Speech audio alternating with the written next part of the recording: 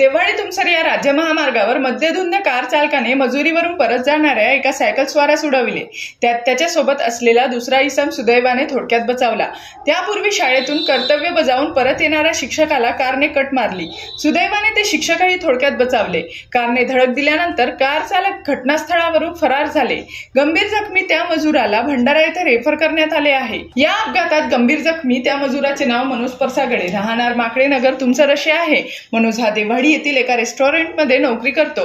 सायंकाळी तुमसर येथे घरी जाण्याकरिता मनोज व त्याचा एक मित्र सायकलने निघाले। देवळी तुमसर या राज्य महामार्गावरील मोर केमिकल जवळ एका भरधाव स्विफ्ट कारने मनोज व त्याच्या सायकलला पाठीमागून जोरदार धडक दिली। पुलाच्या कठाळ्याला मनोज जाऊन धडकला तर त्याचा दुसरा मित्र बाजूला फेकला गेला। कठाळा व कारचे लोखंडी भाग मनोजच्या डोक्याला व डाव्या पायाला लागले। त्यात तो गंभीर जखमी झाला। अपघातानंतर कार चालक विनोबा भावे बायपास रस्त्याने पसार झाले। पाठीमागून जाणाऱ्या इतर प्रवाशांनी जखमी मनोजला रस्त्याच्या बाजूला केले।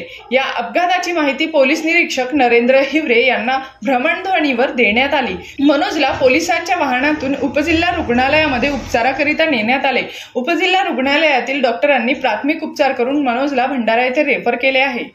जीबी न्यूजचे प्रत्येक अपडेट मिळवून घेण्यासाठी तुम्ही आमच्या चॅनलला लाईक करा, सबस्क्राईब करा आणि शेअर करा। तसेच बेल आयकॉनला सुद्धा प्रेस करा।